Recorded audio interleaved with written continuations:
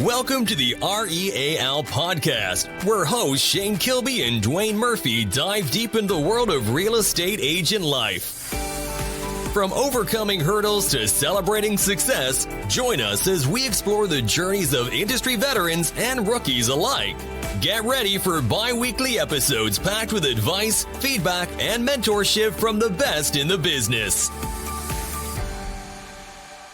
All right, guys, we are here today live or previously recorded for those of you that catch this episode at a later date. We are with none other than Parker Gailey today on the Real Estate Agent Life Podcast. So I'm going to let my co-host there take it away, do a little intro for Parker. We've known Parker for quite some time, and go ahead and give him a informal introduction there, Duane. I'm going to do that. I was looking at the list of stuff that we had compiled, and I was like, whoa. Like, pretty impressive. Like, I was not this put together at your age, Parker. I'm just going to put it that way, all right? So, Parker Gailey is the Vice President of Sales and Expansion at Gailey Enterprises Real Estate. It's definitely a powerhouse brokerage serving Florida and Georgia. He's a third-generation real estate professional, grew up in the industry, and has a ton of knowledge for both buyers and sellers, as well as his agents. Specializes in residential real estate across some major key Florida markets, primarily Jacksonville, but they spread all the way down to the Keys. His family business, Gailey Enterprises, has earned over 1,000 five-star reviews. That is amazing.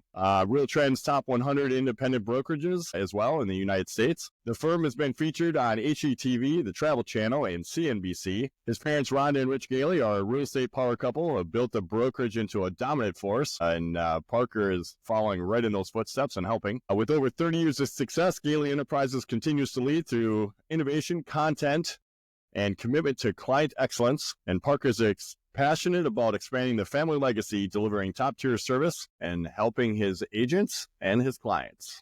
I don't like. There's I had to take probably about 10 more items on there. Take a deep breath. You've been around, Duane.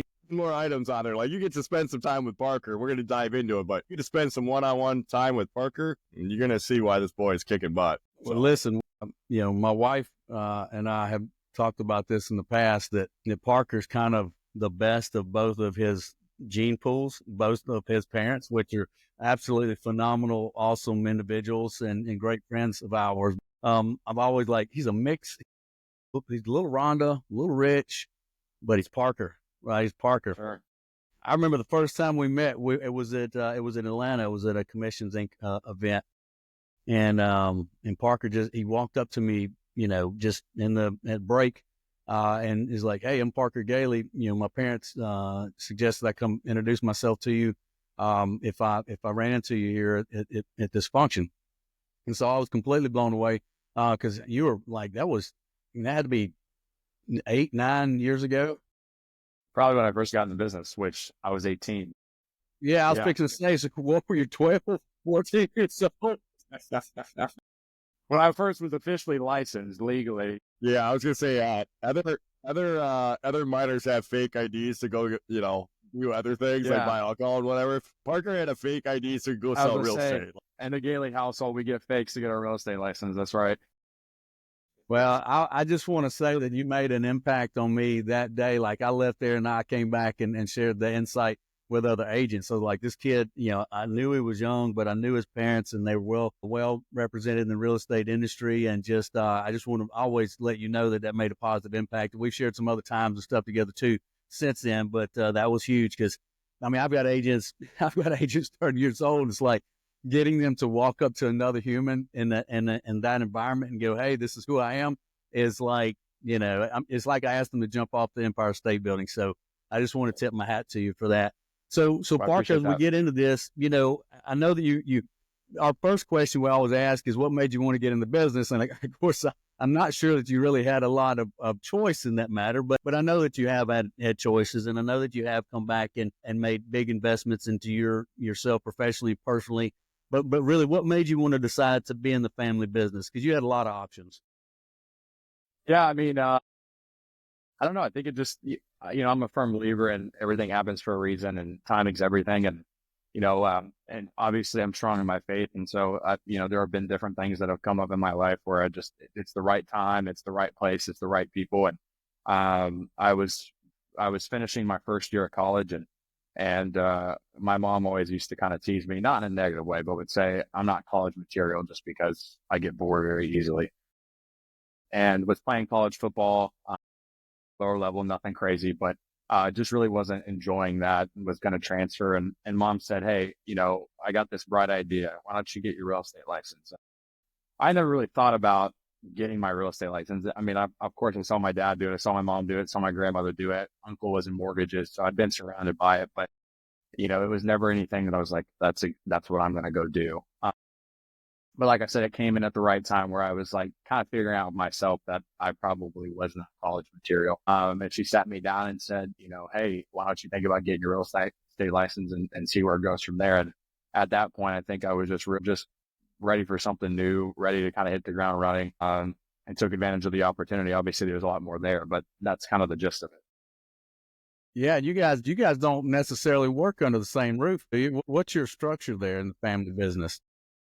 Yeah, so that was another thing that was super unique was my parents, they're great people. And now at this point in our lives, we're obviously there's a certain level of respect there because they're my parents and technically my boss and broker, but now we're best friends. And back then my parents were incredibly strict. Like, they'd be going out, showing homes, doing open houses every single weekend. And I'd come downstairs and on the kitchen, there'd be a notebook paper like this. And it would have, about from here to here chores that had to be done before the time they got back from their open houses. And if it wasn't done right, then you were grounded for a week. So I was ready to get the heck out of home because I was still living pretty close to home, even in college. And even in the second semester, I lived at home. And they presented an opportunity to me when I got my real estate license to kind of be their guinea pig and say, hey, we're looking at expanding in Tennessee or we're looking at expanding into Florida.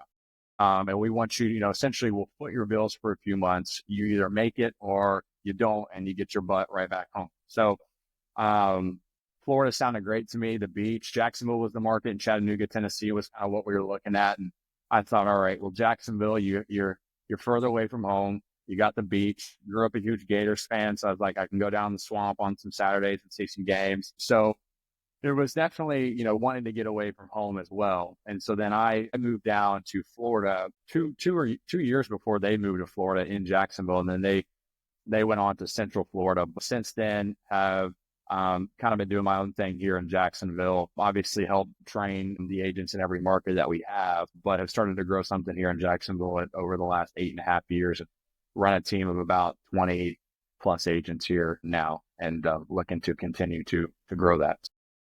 Yeah, you're pretty competitive too. I know you and your dad. Like I have it on video. I've seen video. Don't we? That's right now. Like if we had an AV person, right, and we were a little bit more high tech, we'd be like, roll the tape. Yeah, roll the tape. Yeah. No, not there yet. We'll be there one day. Sure.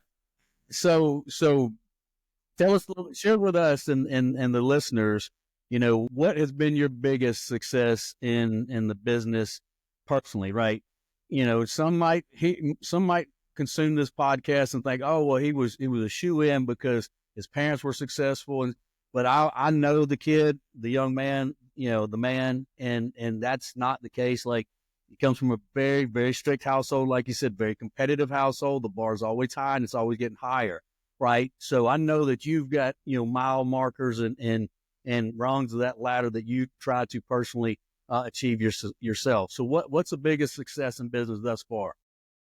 Yeah, I mean, kind of going back to the competition thing, you can see the mama mentality Kobe Bryant poster in the background. I mean, I certainly get a lot of inspiration from athletes and coaches, and I can touch on that a little bit. But, when I first got into the business, I knew that is what everybody thought, that, oh, it's a silver spoon, baby. His parents have been in real estate. And that was part of the other reason that I wanted to get farther away from them, because I knew if I started in Georgia in the metro Atlanta market that they were in, that, yeah, it probably would be a little bit easier for me. And also people would think, this is a spoiled brat. So, when I moved to Jacksonville, I'd never been to Jacksonville. I think I've been to Jacksonville one time when I was like 10 for a wedding. I didn't know the difference between any of the areas. I didn't know anybody here. And it was kind of that challenge that I was excited to take on. I think, like, when you're competitive, that stuff, you don't shy away from those type of things. You welcome them, and and you really test yourself. Right. And so, I think that was obviously a big success was, proving to myself and to other people, because I heard, ultimately a lot of them became friends and I'm still close with a lot of these people. But when I first got my license in Georgia, I could hear people around the corner being like, he's going to get all the, the gun leads and this, that, and the other. And I was like, okay, well, I'll just go somewhere where we don't have any leads and don't know anybody, and I'll show them what the hell's up. Proving to myself and to those people, and to my parents, obviously, that was one of the biggest things, that whenever I get an agent in a position where their parents are able to kind of give them that cushion where they're not in any debt, or a spouse or whatever the case may be. I always tell those people, look, that is a blessing. And I knew that was a blessing when I first got that, especially being in a commission-based job. Is like, you cannot take this for granted. Like, my parents are only going to pay my bills for a few months, and I need to make sure that I prove to them that I can do this, and also sustain a certain level of, finances, that I could do this on my own. So, in that first year, for sure, it was just kind of proving it to them, proving it to myself, and then proving it to, the quote unquote haters. And I let all those things fuel me. So I don't know if I would say, obviously it was 8.5 years ago, but looking back on it, that was definitely a crucial time to kind of know you can do it, if that makes sense. And the thing is anybody who knows your parents, and again, we've discussed a little bit that, we've got a long running relationship with both of them, and knowing them, like, as much as they would not want to see you fail and they want to see you succeed, they also are not going to hand it over to you on a silver platter. Like, they are going to make you earn it and get it yourself. And it's not just like you were saying, like, oh, he gets all the good leads. It's like, they aren't going to just be like, okay, here everything is on a silver platter. They're going to make you work for it. And if anything else, again, knowing your parents, they're probably going to make you work even harder than they would someone they didn't know, right? Because they do have, like all parents, they have such high expectations for you, and they want the best, and they see everything that you're capable of. But at the same time, like, it's not like, okay, yep, here you go, here's your cakewalk. They're gonna make you. They're like, you're gonna run up that mountain for it. You have to, in a certain way, I can't speak for them, but I know for me, it was almost like I had to overcompensate for that. So it felt like I was working harder because the standard for me was, essentially the ceiling for other people as far as what I was supposed to do or what I was capable of, just because of who my parents were. Right. So, you talk about competition with my dad, like, and growing up, I didn't beat my dad's 6'7". You guys know this, obviously the podcasters don't. And he's a mad shit. He's a big old man. And he loves basketball. And I can tell you right now, growing up, it wasn't lower the basketball. We used to play basketball in the driveway every single night. He never lowered the goal. I did not beat that man in one-on-one basketball until I think I was 16 or 17 years old. And he would I remember being like 10 years old, going up for a layup. I finally got like a breakaway layup, hit a little jab step, went right past him. Next thing I know, I'm about to get a free layup, and he pushes me straight into the pole, fouls the crap out of me, and goes, check up. And my mom's like, what are you doing? It was just, that's how he was. There was nothing that was going to come easy. You were going to. So, that spirit has kind of, to a fault sometimes, it's lived on through me. But again, it's, I tell people your greatest strength is your greatest weakness. Why people the same reason that people love you is the same reason that people hate you. Right. So, ultimately that competitiveness. And then, the nice thing about that too is that when you do finally, beat him in basketball, or you do finally do what you were supposed to do in the business, as far as what people said you couldn't do, or what you're supposed to do, there's a certain level of kind of confidence and swag that comes with that afterwards, because then you're like, all right, I've actually earned it, so it's gratifying, and plus you build on top of that, which is, I think, super important. Yeah. So you stacked, as we kind of went through, right? I mean, you stacked a lot of success, you've stacked a lot of wins. It hasn't all been all wins and all success. So somewhere in there, right, there's probably been a pretty good size setback or a failure, maybe, if you even want to call it that. Is there something that you could pinpoint that kind of a good gut shot, or gave you a good shot on the chin as you've been coming up through? For sure. I think in real estate, and, I kind of try to preach this to my agents is that like, you're going to fail. That's an inevitable, right? That's life, I mean, that's the nice thing about real estate is a lot of lessons that you have to learn in life. You're going to learn in real estate or, who's going to be the teacher first, so to speak. We always talk about fail forward. Like, hey, you're going to fail. Make sure you learn from those mistakes and you move forward. I can remember this doesn't necessarily have to do with the biggest thing I can pinpoint doesn't necessarily have to do with me as an agent. It has to do with me as a leader. When I was first thrust into a leadership position, I didn't necessarily know how to. Growing up with my father, his motivation tactics were a lot different. What I had to learn is that not everybody is motivated the same way that I am motivated, which is through Rich Gailey's shit talking, so to speak.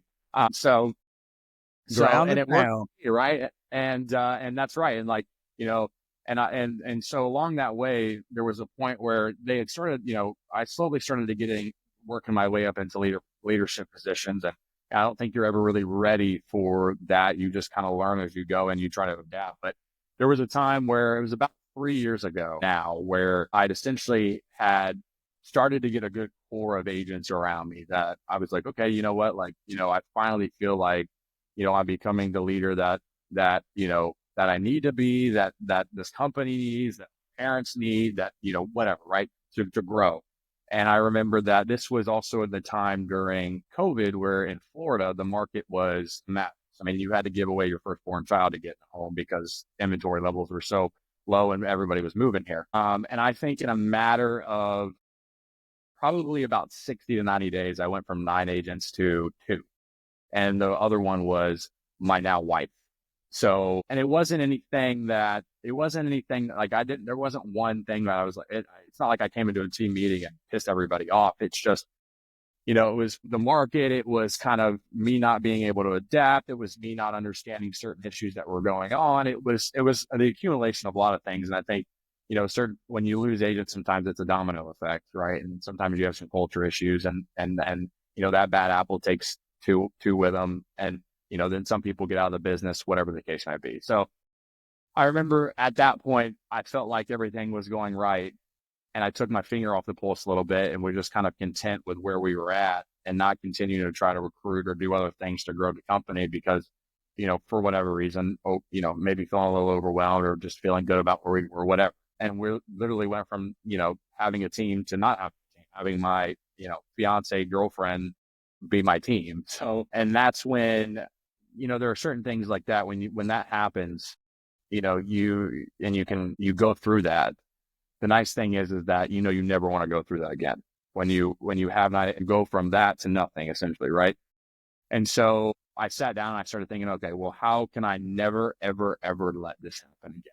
And, now 3 years later, I have, 20 plus agents and we're doing all kind of things there, but I can promise you, that's kind of in the back of my mind. I tell my agents, like, you can let fear control you or you can let it motivate you. And I use those type of failures and fear to make sure I never experience it again, so to speak.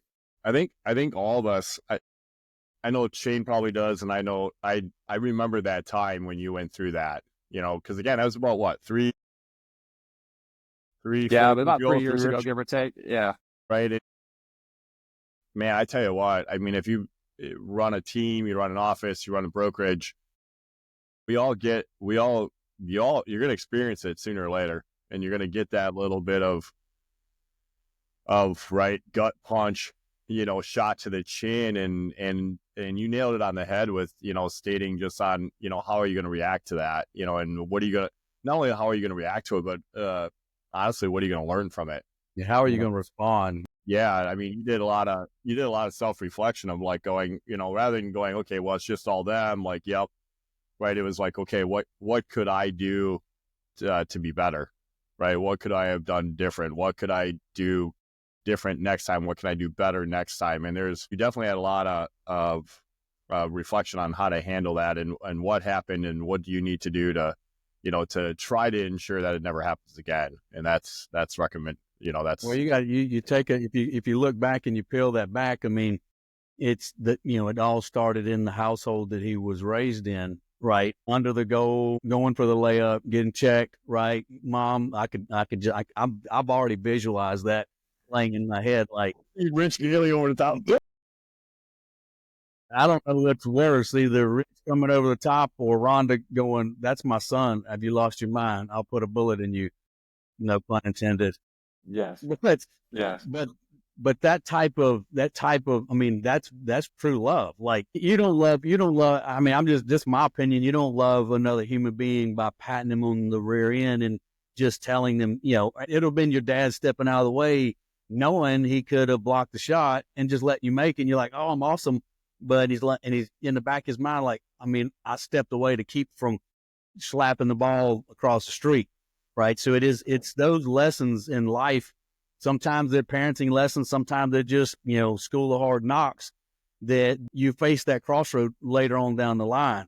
It's just like, you're rocking and rolling. First of all, for the listener, I want to make a testament here because he's dropped into a market that his parents didn't say, "Go to this market and let's see what you can do." He was given a choice and he chose to go to a market and that had no traction, starting from zero, starting and going forward and building traction, building a team, having COVID to disrupt that team and to bring that team back down to 2, right? We also know that all things happen for a reason. And we also know that those with grit make great leaders. You see people all the time. I'm in a leadership class. But they're passive people. You already know, like, I don't care how many leadership classes you take, you're not going to be a born leader until you have faced adversity and not tucked your tail, but stood in the eye of the storm, knowing that it wasn't going to be an easy battle, but you showed up anyway, one foot in front of the other until the storm cleared, right? And so that's a testament to you to go to that market, a very big market, right, which is even more intimidating, and build something, get knocked down, and then rebuild it. And what's funny here is you went with 0 and went to 9. You went back down to 2, and then you went to 20 plus, right? And we all know that 20 will come back to 10, 12, and then it will go to 24, 35, whatever you want that number to be. Because at the end of the day, each one of these storms that we go through, and we talk about this all the time, each storm we go through is preparing us for that next level of success. It's like 100%. Yeah, I think that we go like, I want this level of success. I want this level of success. I want this level of success. And then, you look the universe, God, whatever. I feel like God knocks you down, or maybe not knocks you down, but puts that obstacle in your path to go, okay, you say you want this. I'm going to protect you and to make sure that you're preparing for that next level of success. So I'm going to put you a little roadblock out there and see how you handle it. Right. And if you get through this roadblock, all right, then you've earned that next level. And I think it repeats itself through the next level and beyond. So that is strong story, Parker. Appreciate that. And they say never pray for patience, because God won't give you patience. He'll give you the opportunity to test it. It's the same type of idea, right? Yeah. What Andy says, he did the same thing. He shared that insight before, and Frizzell, he's like, I forget who he's talking to. He's like, and the guy, and maybe it's one of his coaches, and he's like, I need patience, man. I wish I had patience. And the guy tells him, he says, you need to do things that require patience. That you don't have any choice but to have patience, right? And I mean, this story is about you, but I can promise you, Duane, I wanted so many things so fast, and we were forced by things outside of our control to make us have patience. It's like agent development. It's like, we see where the market is. I think that we all three have strong shiftability, the ability to navigate through the market shifts as they come 24/7, not just in major storms, but in minor ones too. And we see opportunities on the horizon, just like right now, the market is going in the right direction. And we want to expand and scale agents so quickly. And they just, they do it at their own pace and on times. Yeah. So let me ask you this. So in life and business, it could be a book, it could be a quote, it could be an individual, it could be an athlete, it could be anything, right? What would you say your greatest influence in life and business has been thus far? I mean, it's the number one is my parents. I mean, that's kind of the obvious answer, right? Is that, like you mentioned, my parents are two completely different people. And I think that I try to pull both, things from both of them. my dad's confidence and competitiveness. My mom is just very strategic. She's a planner. Obviously I tell people, he's the muscle and she's the brains of the operation, as anybody that knows them knows. But they both bring a lot of great things to the table, right? And so, obviously my parents, but I think too, I'm an athlete. I'm a big sports guy, so I try to pull from different people. Kobe, I love Kobe. You see the mama mentality thing. It's the constant quest to be the best version of yourself. Again, just never stay content. There are different football coaches, especially as a leader. It's especially in real estate too, is that, my background in the sport I played, at the highest level, so to speak, or the most, was football. And so for me, there's a lot of correlation between how I run my team and how I operate my team and how I operate my business, like a football coach would, right? Especially nowadays, because like you have the NIL and you have the recruiting. So obviously there's that aspect of like recruiting agents and providing value there. But then there's also being a leader. And so, obviously I would say when it comes to sports, Nick Saban and Kobe Bryant. Nick Saban's the greatest coach of all time. And I just think that Kobe Bryant's mentality, he's, my era's Michael Jordan when it comes to mentality. I love Michael Jordan. So, but other than my parents, I like to tap into the athlete, because I think I can relate to that the most, so to speak. So backing up to that just a sec here, you said Nick Saban, the greatest coach ever, and did he ever coach the Gators? No, I wish. He Everybody wishes they had him. You're a monster Gator fan, right? I'm a huge Gator fan. Huge Gator fan. That's still pretty good respect to recognize excellence, right?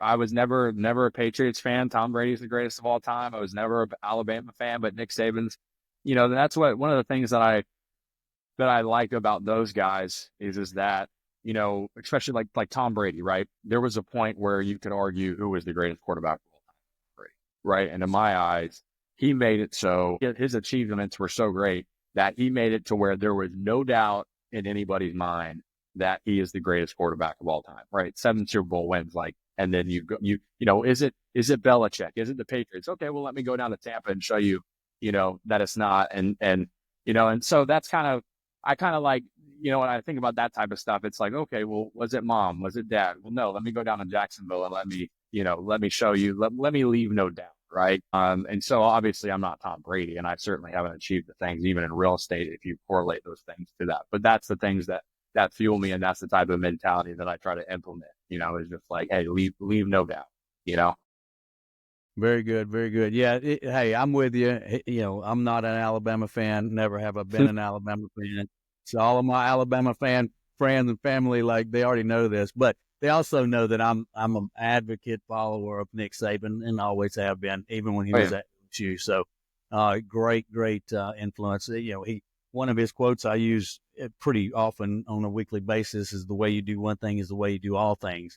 So yeah, these guys are great influencers, and they walk the walk and they talk the talk. So let me ask you this one thing. So if you were looking back at your younger self, right, or to another agent or someone that's considering getting into real estate, and you wish you had that same piece of advice then, right, what would that be? What would that nugget be?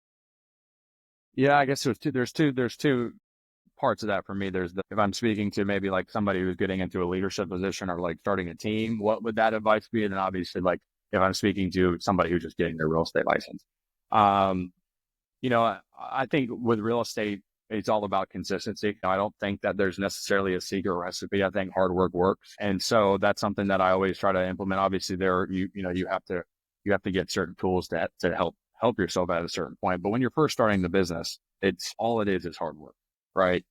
I always like, kind of the example I make is like, let's do best case, worst case scenario, like in your mind, right? When you're like I say, don't talk yourself out of opportunity. That's kind of the biggest takeaways. Don't talk yourself out of opportunity. Like best case, worst case. Okay. You're afraid to potentially call this person or speak to this person or knock on this door, right? What's the worst thing that can happen from that, right? They tell you to screw off, right? So be it. Who cares? It's not like you're gonna sit there and sulk on it for days. What's the best thing that can happen from that? you get an opportunity to potentially sell their home or then to buy a home from you, and you make thousands of dollars. So for me, the choice is pretty easy, right? It's like, okay, well, have somebody tell me to F off or potentially make $1,000. Why would I not take that risk? Right? Because it's not a risk. It's just move on. So that's where I say, don't talk yourself out of opportunity. Don't let your fear control you. It's really easy. No matter, all three of us at some point has let fear control us. And, looking back at it, we wish we probably wouldn't have, because, again, when you look at best case, worst case, thousands of dollars, somebody tells you to screw off. Every time I have an agent who's struggling with calls, and even that one, what's the worst that's going to happen? The worst that's going to happen is I'm not going to get the business. I'm going to be dead ass broke, So that's if you're getting into the business, right? Don't let your fear control you, and don't talk yourself out of opportunity. Great. Yeah, that's killer insight, because I mean, you nailed it. I'm glad you made that statement. Like, the three of us have and will again let fear control us until we snap out of it. And we're like, that's how we got here, is because we've snapped out of it, or our back was against the wall and we wanted what was in front of us so bad that we said, screw it. We're going to go ahead and see what happens. Right. And the fact of the matter is, we already knew what was going to happen. We just couldn't get out of our head until we did get out of our head. When we did, the rest was history. Yeah, that is that's game changer, because I see that, unfortunately, this industry is as far ahead as it has come, is also been to its detriment to a certain extent, because now we've made it very easy to be very average, right? I mean, you can literally be 90 days away from completely bankrupt as an agent in this business and hustle up a deal and extend yourself 90 more days. So for that part of the conversation, it's almost like we've created so much ease, automation and AI and all the inquiries and stuff. It's like you look around and, agents today, it's like they want to, some won't even respond to a now opportunity because I'm not now broke. Like, so unfortunately, that's a disadvantage. But we all came through, even you, Parker, even with that's just been, almost 10 years ago. I mean, like, it was a different beast then. It was a different industry then. It was still having to carve our way, all the prospecting. Now there's just so much automation that I think it's created too easy of a way for an agent to be average. And I hate that, because it's like, if it's a little tougher, they work a little harder, face those fears, and go, man, I do have the confidence. I can do this. I can make the big money that they talk about. I don't know. I just wanted to share that. No, I get that. But I also think that, like, when you look at it from that perspective, you're right. Like, it's, yes, it's gotten easier, right? There's 2 points to that. Number one is that, like, a lot of agents, right? You talked about getting back into the corner, right? They get back into the corner, whether that's just, finances or, hardships that, other areas of their personal life or professional life. And then they have no other option other than to make it work. Right. And then they do what they need to do. I always tell my agents, the work you put in now, or the lack of work you put in now, shows up 2 months later. Right. So, they get at it for 60 days and they see, essentially what they're, the fruits of are reaping what they sow, essentially. And then they get content again. And then they forget about everything they did to get them there, right? And then it's also the fact that, what I like, and even to this day, right, I prospect every single week. I take a lot of phone calls. What I hear from a lot of people is, oh, it's an actual person, right? And, like, my wife, one of her text messages she sends out that she gets a lot of responses from is just, hey, this isn't right. And so obviously, and she gets a ton of positive feedback from that, and people actually respond where they normally wouldn't respond to text messages if she didn't have that. I think when you look at it, yes, it makes it easier, right? So then you're promoting, average agents, but at the same time, for people who aren't average and want to make the big bucks and want to stay in this business for longer than 24 months, right? That's a glaring opportunity for you to set yourself apart, right? And so it's like, you bring in people ultimately, right? We all know that the beautiful thing about real estate is that it's not, like any other sales job, right? You're selling a product. Well, I don't know of another job, I'm sure there's out there, but in real estate, the product's you, right? It's a know you, like you, trust your business. We've all heard that, right? And so people are people, especially in this day and age, right? Because it's easier for the consumer to get their information online, right? Really what they're looking for is an individual to help them navigate through all this, right? So they're looking for the product is you, right? And so how are you going to stand out, right? You're not going to stand out from sending templated text messages and doing the bare minimum and having your AI respond for you. And, you picking up the phone every now and then, right? And so those are the people that, as the market starts to, obviously we see a market picking up, but I always invite when the market goes to crap, I'm like, good, get half of these freaking licensed people out of the business that suck. Part of the reason that the Association of Realtors got screwed because all these lazy asses were getting paid all this money for doing not a damn thing. Right. And I don't blame the people that sued us, because again, those people brought no value and they were paid, but that was a product of its time. Bring on the above average people who are willing to do those things. I think, again, the easier things make it easier for us to stick out in that regard. That makes sense. Yeah, I would agree with that, Parker. I think that's phenomenal insight on that.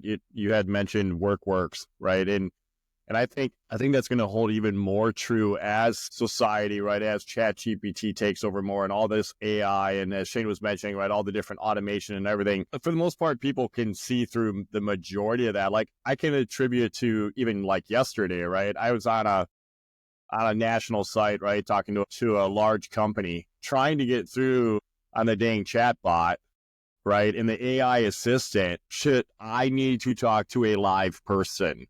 Yeah. Like, I don't want to talk to you. I want to talk to an actual individual, like someone live, please. I'm looking to spend thousands of dollars. Please connect me with someone that can help me, that actually has a heartbeat, right? And it just, the level of frustration was almost to the point where it just made me go, no, I'm if I could have found what I needed anywhere else with a live person at that particular second, I'd have been gone. Like it would have them, right? It literally would have cost them 10 grand yesterday. But I had no choice but to use this specific company with their stupid AI assistant, right? That was doing nothing to help me with what I needed, and not, it's standing in the way of me talking to someone live. It's the same way in the home purchase and in this scenario too, right? Of hey, people are signing up, right? They're giving you a valid email, they're giving you a valid telephone number. They are legitimately looking for someone to help them make one of the biggest decisions and purchases in their life. I don't think the majority of everybody out there wants a AI or a chatbot to help them with that decision and to help them with that and direct them down the right path. They're going to want. I don't think anybody wants that, or we wouldn't have a job. If people wanted that, we would be. Society's going to swing even harder, I think, that way, rebelling against that a little bit of going, no, I'm going to go to the companies that have the Parker Gaileys and the teams that are going to answer my call, that are going to meet with me, that are going to help me, that are going to put that personal service touch on it, which is, as you were mentioning, is going to make you stand out and rise above so many others out there that try to use AI or use technology as a crutch. For sure. And, obviously, it depends on if you're working with a buyer or seller when it comes to compensation, but people are, even if they can get somebody on the phone that's not a robot, right? You might, like in your situation, if you could have got somebody on the phone, you might have been willing to pay even more, right? Just to get that certain, that customer service level, right? I keep a cheat sheet on my phone for all of the, the different apps and different things that I have to use where I know I'll have to talk to customer service. I keep a cheat sheet on my phone where it's like, if you call this number, hit pound, star, whatever this, and then you'll get somebody. Or if you say this to the chat, then you'll get somebody. Because I'm so sick of waiting on the damn chat, having to filter through, click this, I want that, and then wait for somebody to finally pick up the phone and call me for a simple question that I have that I know AI is going to be able to give me the answer to, or not give me the insight that I need. And that's for stuff that's like not nearly as important as, purchasing or selling your home, right? And so I know that's what, it's super easy for us to do. It's like, what I tell my agents is like, hey, do your value proposition. What value do you bring to these people besides your company, right? What do you bring? And then it's also like, again, like these people want to use you. So what are you bringing to the table, right? So no, right on. Yeah, AI. I mean, trust me, I love AI. Don't get me wrong. It's amazing, but but ultimately there's a certain level of customer service and relationship there that will never be able to be duplicated, that a human being can offer. Ultimately, as human beings, we are hardwired for relationships and connections, right? So, Well said. like I said, yeah. Great point. Well So- said. So started, so your wife now, right, was an agent, girlfriend, fiance, now just recently married, right? November, yep. November. So, there's the standard. How's that going? That's We're not, this isn't about softball questions. We ask the hard questions here. No, Let's go. I mean, I appreciate that. No, I mean, I think that, believe it or not, obviously I was attracted to her before she ever got a real estate license, and we dated for several months before that was even mentioned as an option. But I think that she has been the greatest, from a business relationship or from a business aspect of it. Obviously, there are a ton of personal aspects of this, but from a business aspect of it, she has been invaluable to me as far as helping me become a better leader. Because the nice thing is that, as you guys know, right, when you have a close relationship, especially with the opposite sex, right, they're going to tell you things that you don't want to hear, right? And as a human being, our natural what we kind of immediately we get defensive, right? And we're like, okay, well, we're not like that, or we don't say it like that. And then ultimately what you realize is that, like, hey, they probably wouldn't be telling you this if they didn't love you. And this is probably something that you need to look into and have a conversation. So, she's, she reads books on tone and how to communicate. And so she's really helped me with that type of stuff and become a better leader, because, again, like I said earlier, not everybody's motivated the same, right? And I learned that lesson from her very early, right? And so, she loves my dad. I mean, they're best friends, but she's like, Rich, shut the heck up, right? So, and she gives it right back to him. But she's helped me become a better leader, just with kind of checks and balances, giving it to me straight, giving me a different perspective on things. I respect her. I value her opinion, and obviously we're married. If I did, we wouldn't be married. But no, I mean, she's been obviously,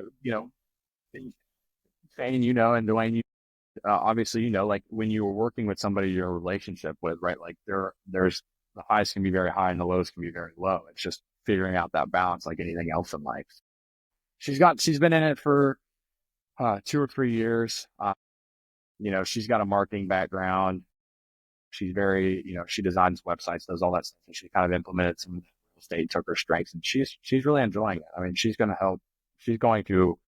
The reason that I have 20 agents right now is the reason I went from 9 to 20 is honestly because of her. Because when I went through that 9 to 2 with her, it was a very honest conversation of like, hey, what can I be doing to be better as a leader, right? Because I knew the real estate aspect of it, right? It was, hey, listen, you need to provide value to this, you need to constantly recruit, you need to do this. But it was, okay, well, how can I be, not from a systematic standpoint, but how can I be better as a human being, right? And I think that it was getting the unfiltered and honest opinion from her was very valuable, and I still continue to get that.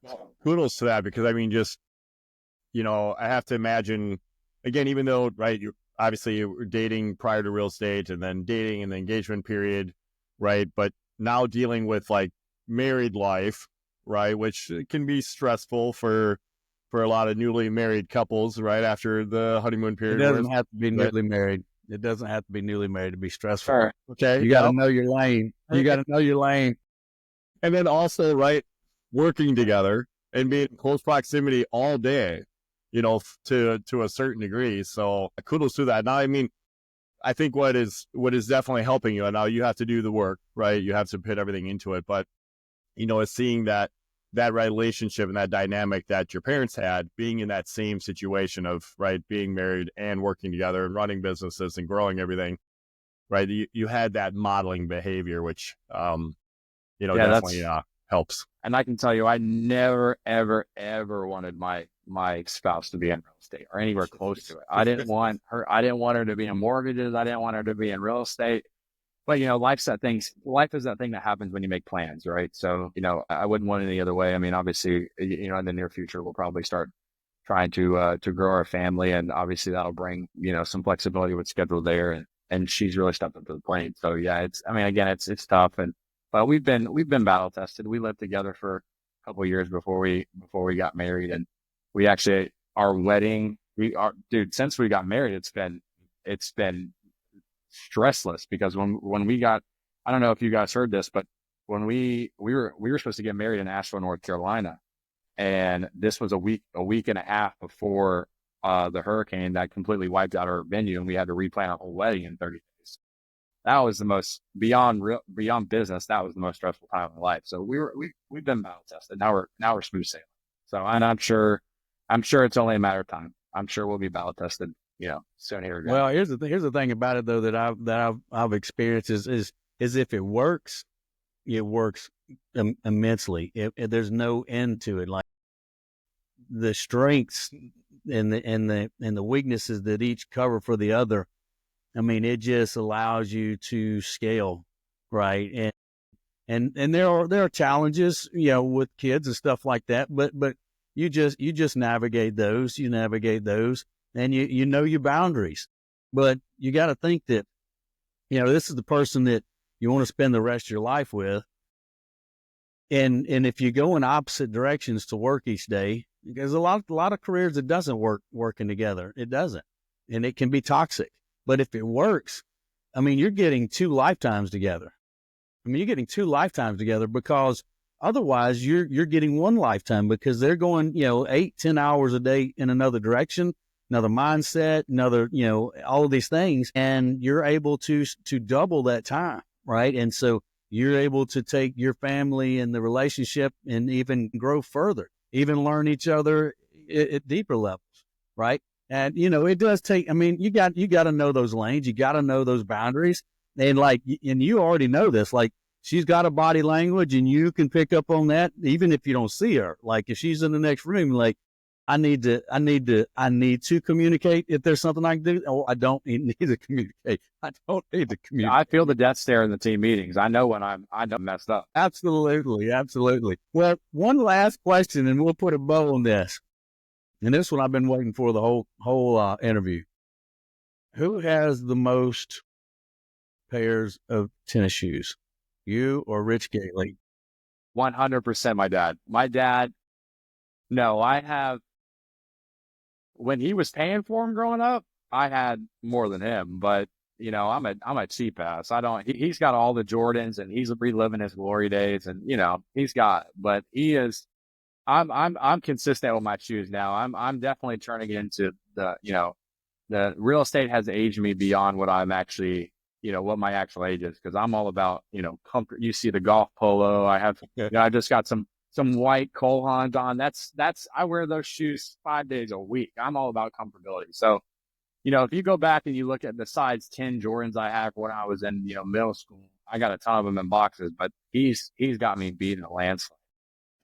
Yeah, I think That's a phenomenal question, by the way. I was just waiting on. I was like, when. I'm like, no, wait to the end. Wait to the end. But we were in Tampa, and he's like, check out these George, check out these. And I'm like, these are all on. They're on the app. He has an inventory of them, photos of them. They're all in glass boxes. They're all like stocks. They go up and down in price. I'm like, you don't wear those? No, I ain't wearing these, man. I'm not wearing these. It's never been on anybody's nasty feet. I'm like, so I was amazed. I was really amazed by that. But I said, so this is a good question. I'm going to ask him. I figured that he had more pairs of shoes than you have. He definitely. Well, that stems from, the nice thing with so he grew up when he was in high school, graduating high school, he worked at Nike in Oregon, and he used to have he used to get the first pair of whatever was coming out. And when I was in middle school and high school, I started to get into sneakers, and that would be kind of my thing, was like, if I got, good grades in my report cards, then it was like, hey, I'll take you down. We'll get some Jordans, whatever the case may be. And so at one point, we started talking about Jordan. He's like, what's your favorite Jordans? I was like, Dad, I like the Jordan 4s, the red Toros. And he's like, how much are those? I remember I said, he goes, I used to have those, growing up. I'm like, Dad, those are worth like thousands of dollars now. He's like, what? He's like, threw all those away and now they're worth this much money. And I think that's when this started, right? And so now, yeah, like you said, he treats it like it's his freaking Acorns app and he's trading stocks or something. I'm like, whatever. He's got to have something to do. He doesn't have a hobby. He needs. So he doesn't golf. He's too old to play basketball now because he either gets kicked off the courts because he talks too much shit or his knees buckle. So he needs something to do. So we'll give it to him. You know, that'll be his shoe game is his hobby now. Yeah, So, his shoe game is strong. It is strong. I've made some mental notes. I've made some mental notes to bring these conversations up in our next gathering for sure. Yeah, we're going to be in Texas before long. So this is all nuggets. Yeah.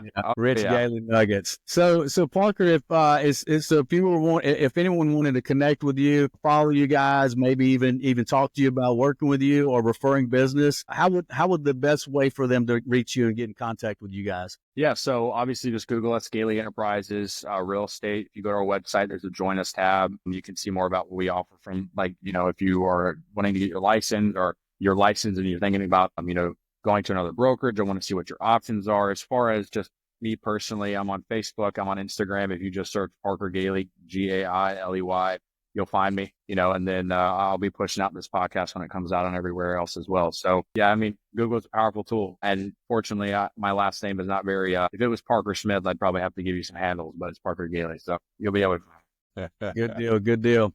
Well, that's it for today, folks. You will, this episode will be out soon. You'll be able to find it on Apple, Spotify, Amazon Music, Google, all of the major platforms out there.